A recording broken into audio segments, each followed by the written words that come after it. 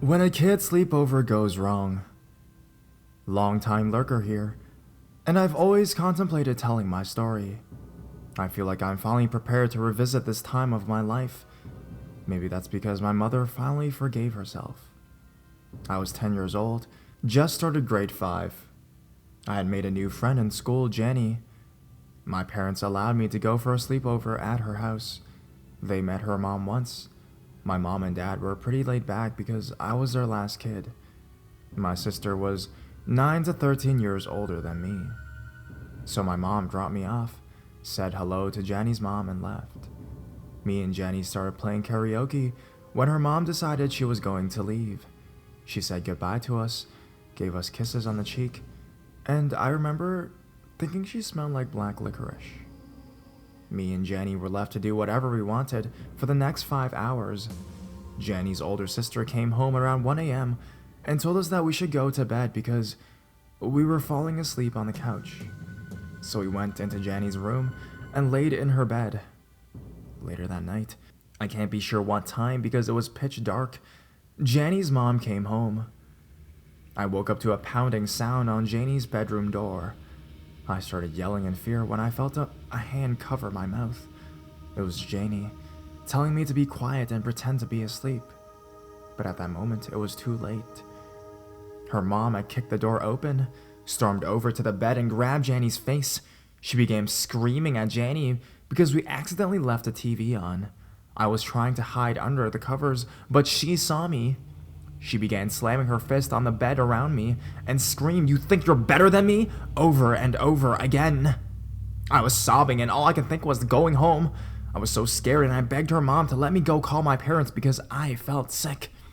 Her mom grabbed my chin, looked me in the eyes and said, "I know what you're doing, little girl, and you aren't going anywhere until I say you can." She stormed out of the room, slammed the half-broken bedroom door behind her. Jenny said nothing, and neither did I. Needless to say, I did not sleep that night. In the morning, when I went to call my mom, Jenny's mom was on the phone. She would not let me use it, even though I asked multiple times. Finally, she was going to take a shower, and I heard her pass the phone off to Jenny's sister and said, "Don't let that little bitch use this phone. If you do, I ain't buying you cigarettes anymore." I was a sheltered kid at the time, but when I overheard that, I knew I had to get out of there. I approached Jenny's sister, and she basically threw the phone at me. She was ready to give it to me before I asked for it. With a look of fear in her eyes, she said, "My mom is calling her guy, so you need to call your home now." And so I did. She saved my life, and I still believe that to this day. Was her guy someone that was going to get rid of me? I shudder at the thought. The rest of the story isn't very exciting. My mom picked me up. I acted like nothing was wrong. 2 days later, it was Parents' Day in school. Jenny was in my class, which meant her mom was there. Her mom approached me and asked me why I never come over anymore, and accused me of being a mean girl. She talked to me in a way that seemed harmless, therefore wasn't obvious to my mom or my teacher. I kept my mouth shut and didn't say a word. Well, until 2 weeks later. My older sister was babysitting me while our parents were at the movies, and I broke down and told her what happened because I couldn't stop thinking about it. She comforted me and told my parents. We hugged each other and cried. A couple weeks later, Jenny stopped coming to school. My classmates wondered what happened, and so did I. I didn't want to ask my parents what happened. 15 years later, I heard from Jenny on Facebook. There was no life-changing conversation, but we exchanged pleasantries. That's life sometimes. So crazy, alcoholic, abusive mother. Let's never meet again.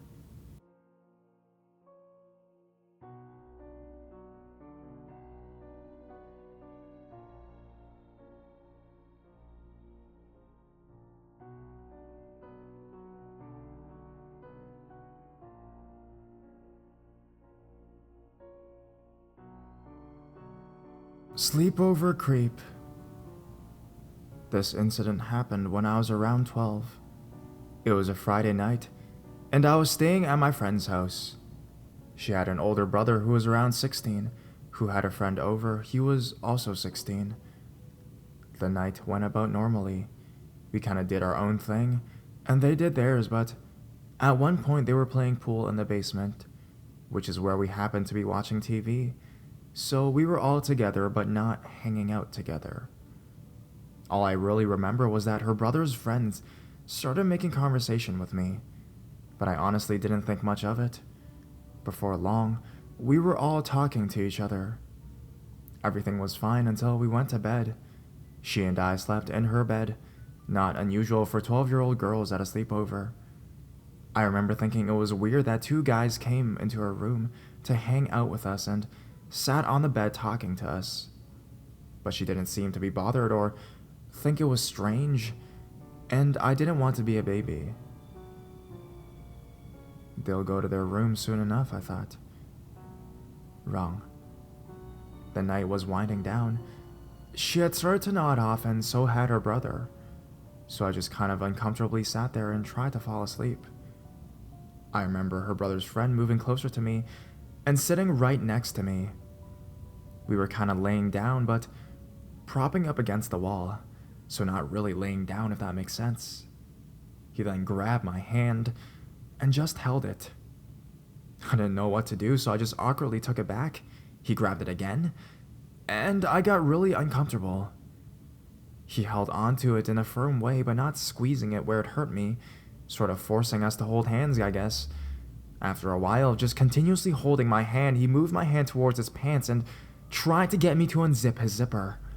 I moved my hand away from him, and he tried again. Then I took my hand away, but I was so embarrassed and paralyzed with fear that I didn't wake my friend up or anything like that. In hindsight, I know what I should have done, but he was right next to me, and I had no idea what to do. I was a 12-year-old girl, and I'd never even kissed a boy, let alone had any kind of sexual experience with one. Especially not a boy that was 4 years older than me. I just wanted him to go away. He stopped touching me altogether, but did sleep right there the rest of the night. I didn't say anything to my friend the next morning. I just called my mom and said I was ready to come home.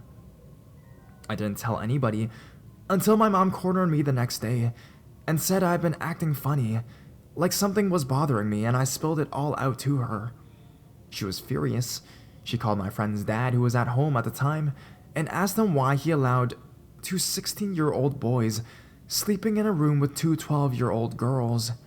Apparently, he had no idea that they had even come into our room. Fast forward to my first day of high school. I was a freshman, and he was a senior, and I remember seeing him and just turning and walking the other way. The sight of him made my skin crawl. I never saw or heard of him again, and I hope I never do.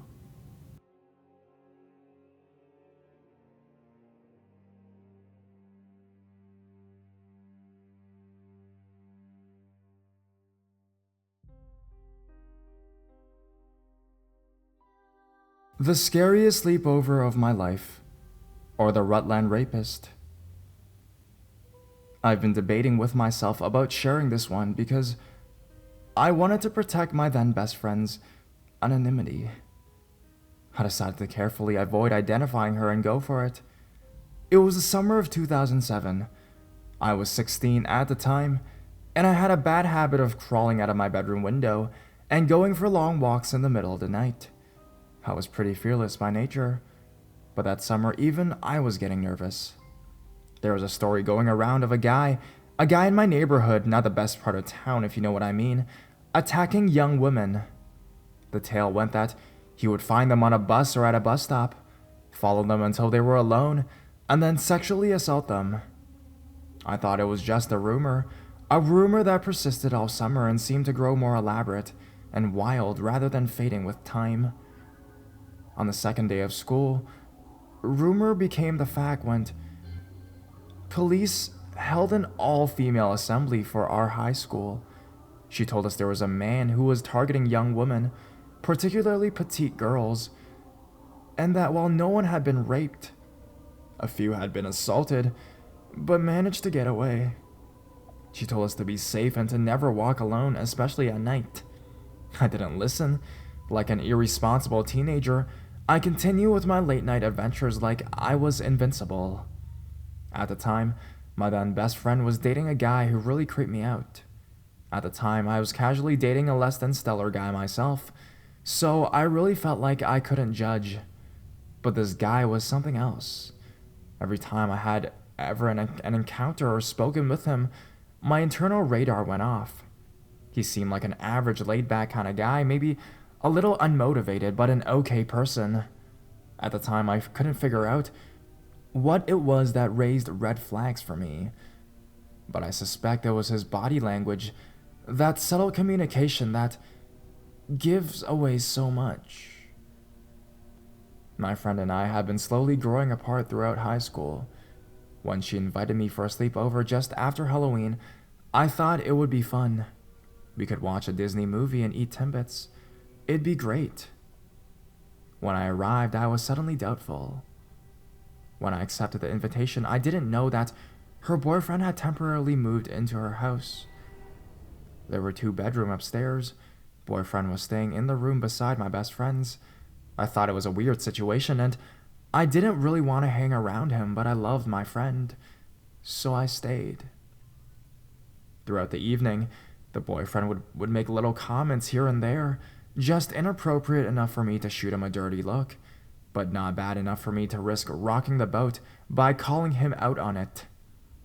Finally, my friend put her foot down when, as my boyfriend was carrying the TV into her room so we could watch a VHS, he suggested jokingly that we could have a threesome.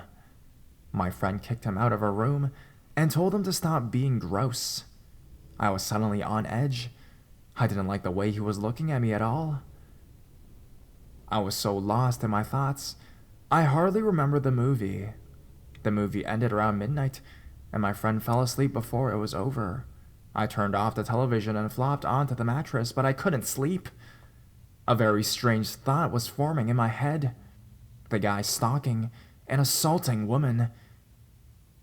His physical description matched the boyfriend's. Stalker guy's MO was to go after small, young women. Both my friend and I were short and slim. I knew that boyfriend had been in my neighborhood around the time of the attacks.